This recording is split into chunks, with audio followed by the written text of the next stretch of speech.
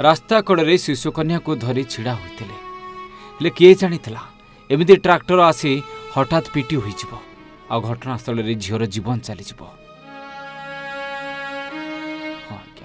जो झीर जीवन चली जाइए माँ जनक एवं गुरुतर अच्छा बालेश्वर जिला सिल्ला थाना अंतर्गत शासन ग्राम में घटी एभली अभावन घटना सबुआड़े शोकाकूल परिवेश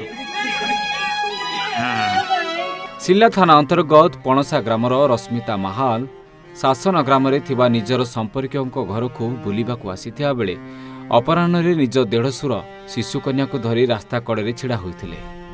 हठात एक नंबर विहीन ट्राक्टर द्रुत गति आसी उभय माँ झील को धक्का देइथिला।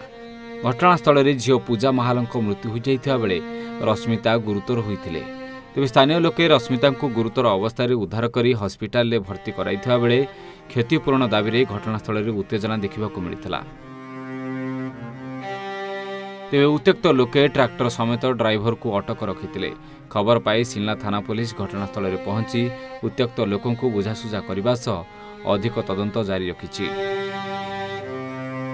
बालेश्वर जिला बस्तारू प्रशांत कुमार सेनापति report Odisha Bhaskar. Hello 10th examinees आपण मैंने एमती एक स्कूल खोजुचंती कि जोंठी इंटीग्रेटेड कोचिंग पाई परिबे तेबे टीएससी गुरुकुल जोग दियंतु जा एकेडमिक लर्निंग पार्टनर फिजिक्स वाला सहित अनुमोदित। कॉल 9438782020।